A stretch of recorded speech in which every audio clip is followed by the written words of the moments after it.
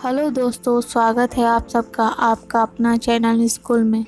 दोस्तों, पिछले वीडियो में हम लोगों ने पढ़ा था कि अलिंग जनन होता क्या है, उनके कौन कौन सी विधि है। पूरे डिटेल्स में हम लोगों ने पढ़ा था कि अलिंग जनन होता क्या है। और पिछले वीडियो में हम लोगों ने यह भी पढ़ा था कि लैंगिक जनन होता क्या है। इस वीडियो में हम लोग लैंगिक जनन के विधि के बारे में पूरे डिटेल्स में पढ़ने वाले हैं। अगर आप लोग अभी तक हमारा चैनल सब्सक्राइब नहीं किया है तो चैनल को सब्सक्राइब करें, वीडियो को लाइक करें, अपने दोस्तों को भी शेयर करें और कमेंट में बताएं कि ये वीडियो आप सबको कैसा लगा। तो चलिए दोस्तों, वीडियो को शुरू करते हैं। हमारा क्वेश्चन है, गेहूँ, धान, गेंदा, नारियल, आम आदि पेड़ों पर पुष्प लगने में कितना समय लगता है। तो सही जवाब है, गेंदा में 2 महीने के बाद पुष्प आता है, धान में 2 से 3 महीने के बाद, गेहूं में 3 से 4 महीने के बाद, नारियल में 30 से 34 महीने के बाद और आम में 7 से 8 महीने के बाद पुष्प आ जाता है। ये क्वेश्चन नीट में पूछे गए हैं। बढ़ते हैं आगे। यहाँ पे स्टार मार्क दिया गया है क्योंकि ये क्वेश्चन बार बार एग्जाम में पूछे जाते हैं कि पादपों में लैंगिक अंग कौन सा है। तो सही जवाब है पुष्प। कुछ पादप 1 वर्षीय होते हैं जैसे गेंदा, कुछ पादप 2 वर्षीय होते हैं और कुछ पादप बहुवर्षीय होते हैं जैसे में नारियल। हमारे पास क्वेश्चन आ सकता है कि ऐसे कौन से बहुवर्षीय पादप है, एक उदाहरण दीजिए। तो इसका सही जवाब होगा नारियल।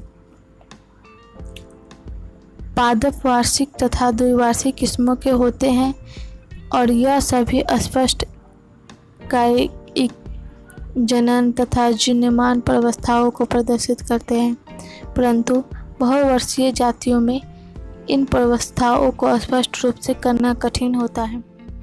वे पादप जो 1 वार्षिक तथा द्विवार्षिक होते हैं उसमें 3 अवस्था दिखाई देते हैं, पहला कायिक, दूसरा जनन, तीसरा जीर्णता या जीर्णमान अवस्था।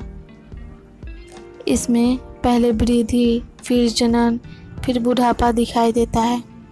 आप लोगों को मालूम होगा जब शिशु जन्म लेता है तो धीरे धीरे वह वृद्धि करता है, फिर उसमें जनन होती है, फिर उसमें बुढ़ापा दिखाई देती है। ये सब जनन की प्रक्रिया है। बहुवार्षिक पादप में 3 अवस्था दिखाई देना कठिन होता है। बहुवार्षिक पादप 50 से 100 वर्षों में एक बार पुष्प उत्पन्न करता है। बांस में 50 वर्ष के बाद एक बार पुष्प आते हैं। इसका एग्जाम्पल ये है, स्ट्रोबिलैंथस कुनइयाना यानी नीला कुरेंजी 12 वर्षों में एक बार पुष्प उत्पन्न करता है। नीट में पूछे गए हैं कि 12 वर्षों में ऐसा कौन सा पादप है जो एक बार पुष्प उत्पन्न करता है। इसका सही जवाब है नीला कुरेंजी, स्ट्रोबिलैंथस बोल सकते हैं। ये पुष्प सितंबर-अक्टूबर 2006 में केरला, कर्नाटक तथा तमिलनाडु में उत्पन्न हुआ था। ऐसा क्वेश्चन नीट में पूछा गया है कि पिछले किस साल में कौन कौन से शहर में ये पुष्प उत्पन्न हुआ था। तो केरला, कर्नाटक, तमिलनाडु इसका जवाब होगा। बढ़ते हैं आगे। प्राइमेट होता क्या है। प्राइमेट वह है जिसकी खोपड़ी में हड्डियां होती है और उनका आकार बड़ा होता है, उसे प्राइमेट कहते हैं, जैसे बंदर, एप्स यानी कपी, मनुष्य। नॉन प्राइमेट होता क्या है, जिनकी खोपड़ी का आकार बंदर, मनुष्य जितना बड़ा नहीं होता, उसे नॉन प्राइमेट कहते हैं। एग्जाम्पल, गाय, भेड़, चूहा, हिरन, कुत्ता इत्यादि। नॉन प्राइमेट स्तनधारियों जैसे गाय, भेड़, चूहा, हिरन, कुत्ता, शेर आदि में उनके प्रजनन के दौरान होने वाले चक्रीय परिवर्तन मद्र कहलाते हैं, मद्र चक्र कहलाते हैं। क्वेश्चन पूछा जाएगा कि मद्र चक्र किसे कहते हैं। तो नॉन प्राइमेट में प्रजनन के दौरान होने वाले चक्रीय परिवर्तन को मद्र चक्र कहते हैं, जबकि प्राइमेट्स यानी बंदर, कपी और मानव ने यह चक्र ऋतु स्राव चक्र कहलाते हैं। बहुत से मैमल्स, विशेषकर जो प्राकृतिक रूप से वनों में रहते हैं, वे अपनी प्रजनन अवस्था के दौरान केवल अनुकूल ऋतु में ही चक्र को दर्शाते हैं, इसीलिए इन्हें मौसमी प्रजनक कहते हैं। बहुत से अन्य मैमल्स अपनी प्रजनक अवस्था के दौरान जनन के लिए सदैव क्रियाशील होते हैं, इसलिए इन्हें सतत प्रजनक कहते हैं। नॉन प्राइमेट में पूरे साल भर चक्र चलता रहता है, जबकि प्राइमेट में चक्र हर 28 दिन के बाद फिर से चलता है। नॉन प्राइमेट यानी गाय, भेड़, हिरन इत्यादि में पूरे साल भर ये चक्र चलता रहता है, जबकि मनुष्य और बंदर में 28 दिन में ये चक्र आता है। नॉन प्राइमेट में निश्चित समय में ही अंडा उत्पन्न होता है। प्राइमेट में पूरे साल भर चक्र चलता रहता है। ऋतुनिष्ठ अथवा मौसमी प्रजनक को नॉन प्राइमेट कहते हैं और सतत प्रजनक को प्राइमेट कहते हैं। ये क्वेश्चन पूछे गए हैं कि नॉन प्राइमेट किसे कहते हैं, तो ऋतुनिष्ठ और मौसमी प्रजनक को नॉन प्राइमेट कहते हैं और सतत प्रजनक को क्या कहते हैं, तो इसका सही जवाब है सतत प्रजनक को प्राइमेट कहते हैं। प्रजनन आयु की समाप्ति को जीर्णता या वृद्धावस्था कहते हैं। ये क्वेश्चन इम्पोर्टेंस है कि वृद्धावस्था या जीर्णता किसे कहते हैं, तो प्रजनन आयु की समाप्ति को जीर्णता या वृद्धावस्था कहते हैं। इस प्रक्रिया के अंदर उपापचय प्रक्रिया धीमी हो जाती है। ऐसे अभिक्रिया जिसमें किसी चीज़ का निर्माण होना या टूटना उपापचय कहलाता है। एग्जाम्पल के तौर पर H2O, इसको तोड़ेंगे तो H+H,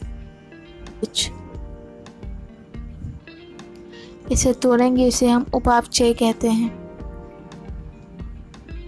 यह अभिक्रिया जब कम होने लगती है तो हमारे अंदर जीर्णता या बुढ़ापा आने लगती है। जब जनन समाप्त होने लगती है तो पादप हो या मनुष्य, सभी में ये बुढ़ापा आने लगती है। हमारे शरीर के अंदर जितनी अभिक्रियाएं होती है वो सभी उपापचय कहलाता है। आइए लैंगिक जनन की घटनाएं के बारे में जानते हैं। लैंगिक जनन की घटनाएं 3 विभिन्न चरणों में समूहबद्ध किया जा सकता है या विभाजित किया जा सकता है। पहला निषेचन पूर्व, दूसरा निषेचन और तीसरा निषेचन पश्च घटनाएं। निषेचन पूर्व यानी निषेचन होने से पहले और निषेचन पश्च घटनाएं यानी निषेचन होने के बाद। निषेचन पूर्व घटनाएं लैंगिक प्रजनन का वह घटनाक्रम है जो गैमेटस के संलयन से पहले होता है। इसमें गैमेटोजेनेसिस और गैमेटस का आदान प्रदान होता है। निषेचन पूर्व घटनाएं 2 प्रकार की होती है। पहला युग्मक जनन और दूसरा युग्मक स्थानांतरण। युग्मक जनन युग्मकों के बनने की प्रक्रिया गैमेटोजेनेसिस कहलाती है, यानी युग्मक जनन कहलाती है। युग्मकों के बनने की प्रक्रिया युग्मक जनन कहलाती है। लैंगिक प्रजनन में जनन इकाइयाँ युग्मक कहलाती है। गैमेटस सामान्यतः 2 प्रकार के होते हैं, नर व मादा। अगर क्वेश्चन पूछा जाए कि गैमेटस कितने प्रकार के होते हैं, तो जवाब है 2 प्रकार के। कौन कौन? नर व मादा। ऐसे युग्मक जो आकृति के रूप में समान है समयुग्मक कहलाते हैं। ऐसे युग्मक जो आकृति के रूप में समान नहीं है विषम युग्मक कहलाते हैं। एग्जाम्पल के तौर पर अगर x x दोनों में पाए गए तो ये समयुग्मक होंगे। अगर x y पाए गए तो ये विषम युग्मक होंगे। नर युग्मक को पुंमनु या शुक्राणु और मादा युग्मक को अंग या डिम्ब कहते हैं। इस प्रक्रिया को विषम युग्मनज कहते हैं। इन जीवों में नर युग्मक को माइक्रोगैमेटस कहते हैं और मादा गैमेटस को मैक्रोगैमेटस या अंड कहते हैं। आइए जीवों में लिंगता के बारे में जानते हैं। द्विलिंगी या उभयलिंगाश्रयी। जब शरीर पर दोनों लैंगिक अंग नर और मादा होते हैं द्विलिंगी कहलाता है। एग्जाम्पल में कुकर, वृक्ष और नारियल। और दूसरा है एक लिंगी एकलिंगाश्रय, जब शरीर पर केवल एक लैंगिक अंग, चाहे वह नर हो या फिर मादा, एक लिंगी कहलाता है, जैसे में पपीता और खजूर। द्विलिंगी, नर व मादा दोनों जनन अंग एक ही जीव पर उपस्थित होते हैं। इन जंतुओं को द्विलिंगी कहते हैं। उदाहरण है फीता, कृमि, केचुआ और जोक। जोक और केचुआ द्विलिंगी होते हैं। ये क्वेश्चन बार बार पूछे जाते हैं एग्जाम में। युग्मक स्थानांतरण, यानी युग्मकों का आदान प्रदान युग्मक स्थानांतरण कहलाता है। अधिकतर जीवों में नर युग्मक चलित होते हैं और मादा युग्मक अचलित होते हैं, यानी मादा युग्मक एक ही जगह पर स्थित होते हैं और नर युग्मक का आदान प्रदान होता है। एक माध्यम की आवश्यकता होती है जिनके द्वारा नर युग्मक गति करता है।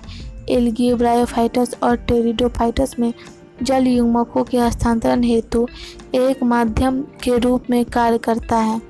चूँकि बहुत से नर गैमेट्स मादा गैमेट्स तक पहुंचने में असफल होते हैं, इसीलिए मादा युग्मक की तुलना में नर युग्मक कई हजार गुना अधिक संख्या में उत्पन्न होते हैं। दूसरा है निषेचन। वे दो विभिन्न जनकों से या एक ही जनक से उत्पन्न दो गैमेट्स के पूर्वतः व अस्थायी तौर पर संलयन से एक द्विगुणित जाइगोट का बनना निषेचन कहलाता है। इस विधि को युग्मक संलयन भी कहते हैं। गैमेट्स के संलयन के आधार पर सिनगैमी दो प्रकार के होते हैं। पहला स्वनिषेचन। इस प्रक्रिया में एक ही जनक से उत्पन्न नर व मादा गैमेट्स संलयित होते हैं, इसलिए यह एक जनिकीय होता है।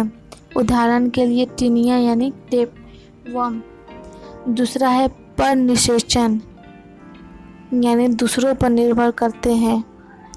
इस प्रक्रिया में संलयन करने वाले दोनों गैमेट्स दो अलग अलग जनकों से उत्पन्न होते हैं, इसलिए यह द्विजनकीय होते हैं। उदाहरण के लिए खरगोश पर निषेचन बहुत से द्विलिंगी जंतुओं जैसे केचुआ और जोक में भी होता है। यह इसलिए होता है क्योंकि इनमें नर व मादा जनन अंग अलग अलग समय पर परिपक्व होते हैं। जब निषेचन जीव के शरीर के बाहर होता है तो इसे बाह्य निषेचन कहते हैं या फिर बाह्य युग्मक संलयन कहते हैं। इस प्रकार से निषेचन के बाह्य माध्यम जैसे जल की आवश्यकता होती है, अतः बहुत से जलीय जीवों जैसे अनेक प्रकार की एल्गी, मछलियाँ और उभयचरों में बाह्य निषेचन होता है। यह अधिकतर जलीय जीवों में पाए जाते हैं, तो इसका एग्जाम्पल हो सकता है मछली, एल्गी या उभयचर। जब अंड मादा शरीर के अंदर रहता है और नर गैमेट्स के साथ संलयित होता है तो यह प्रक्रिया आंतरिक निषेचन कहलाता है या फिर आंतरिक युग्मक संलयन कहलाता है। जब अंडा शरीर के अंदर होता है, यानी शरीर के अंदर निषेचन होता है, तो उसे हम आंतरिक निषेचन कहते हैं। एग्जाम्पल के लिए सरीसृप, पक्षी, मैमल्स आदि। तीसरी घटना है निषेचन पश्च घटना है युग्मक का निर्माण। निषेचन के बाद लगभग सभी लैंगिक जननीय जीवों में एक द्विगुणित युग्मनज बनता है। बाद में जाइगोट का विकास होता है। जीव के जीवन चक्र के प्रकार और वातावरणीय परिस्थितियों पर निर्भर करता है। भ्रूणोद्भव किसे कहते हैं? तो जाइगोट से भ्रूण बनने की विधि भ्रूण परिवर्धन या भ्रूणोद्भव कहलाता है। भ्रूण परिवर्धन के समय जाइगोट समसूत्री कोशिका विभाजन व कोशिका विभेदन से गुजरता है। कोशिका विभाजन विकासशील भ्रूण से कोशिकाओं की संख्या को बढ़ाता है, जबकि कोशिका विभेदन विशेष ऊतकों और अंगों से एक जीव के बनने में मदद करता है। जाइगोट के विकास के आधार पर जंतुओं को विभिन्न समूहों अंड प्रजनक, सजीव प्रजनक और ओविविपेरस में विभाजित किया गया है। अनप्रजनक जंतु, वैसे प्रजनक जंतु जिनमें अंडा होते हैं, अंडे देती है, उसे हम अनप्रजनक कहते हैं। जैसे में सरीसृप और पक्षी अंडे देती है, उसे हम अनप्रजनक कहते हैं। सजीव प्रजनक जंतुओं जैसे बहुत से मैमल्स व मनुष्यों में जाइगोट मादा जीव के शरीर के अंदर एक नवोदित विकास होता है। अब वो भी विपेरस जंतुओं में निषेचन के बाद अंडे मादा के शरीर के अंदर रहते हैं और भ्रूण का परिवर्तन शरीर के बाहर आंतरिक पोषण तत्वों के बिना होता है, क्योंकि इसमें प्लेसेंटा अनुपस्थित होता है। उदाहरण के लिए शार्क और रैटल सांप। बढ़ते हैं आगे। पुष्प वाले पौधे में जाइगोट मादा जनन अंग के अंडक बनाता है। निषेचन अंडक परिपक्व होता है और बीज में परिवर्तित हो जाता है। अंडाशय की भित्ति फलवृद्धि उत्पन्न करती है। पकी ओवरी बीजों को ढकता है जो फल बनाते हैं। पैरोकार्प नवजात बीजों को सुरक्षित रखते हैं। प्रकीर्णन के बाद बीज अंकुरित होकर नए पौधों को जन्म देती है। आनुवंशिक पुनर्योजन द्वारा लैंगिक जनन के विभिन्नताएं उत्पन्न होती है। यह विकास में महत्वपूर्ण भूमिका निभाता है। लैंगिक प्रजनन के दौरान आनुवंशिक प्रयोजन संततियों को शक्ति तथा जीवन क्षमता प्रदान करते हैं, अतः उत्पादित संततियों वातावरण के परिवर्तन में स्वयं को सब अधिक अच्छे से अनुकूलित कर लेता है। अनिषेक जनन किसे कहते हैं? तो वह प्रक्रिया है जिसमें बिना निषेचन के अंडा का विकास एक पूर्ण जीव में होता है, अनिषेक जनन कहलाता है। यह बहुत से अकशेरुकीय जीव, रोटिफर्स, आर्थ्रोपोडा आदि और कुछ कशेरुकीय जीव जैसे लैसेरटा, सेक्सिकोला, अर्मानिया में प्राकृतिक रूप से होता है। अनिषेक जनन कृत्रिम या प्रेरित हो सकता है। यह चैप्टर यहीं पर समाप्त होता है। कुछ क्वेश्चन इनसे उठने वाले हैं, देख लेते हैं। जीवन काल। निम्न में से कौन सा कथन सही है? इसका ऑप्शन है एक स्पीशीज के सभी जीवों का जीवन काल समान होता है। दूसरा है छोटे जीवों का जीवन काल हमेशा कम होता है और बड़े जीवों का जीवन काल लंबा होता है। तीसरा ऑप्शन है एक जीव का जीवन काल उसके जन्म से उसकी प्राकृतिक मृत्यु तक का अवधि होता है। तीसरा है किसी भी जीव का जीवन काल कई सौ साल का नहीं हो सकता। तो इसका सही जवाब है ऑप्शन सी, एक जीव का जीवन काल उसके जन्म से उसकी प्राकृतिक मृत्यु तक का समय अवधि है। दूसरा क्वेश्चन है एक कोशिकीय जंतु को अनस्वर कहा जाता है क्योंकि? इसका सही जवाब है ऑप्शन डी, वे अपनी संतति कोशिकाओं के रूप में जीवन का निरंतरता बनाए रखती है। तीसरा क्वेश्चन है किसका जीवन काल सबसे लंबा होता है? तो इसका सही जवाब है ऑप्शन ए, बरगद का। बरगद का पेड़ 200 से 300 वर्ष तक होता है।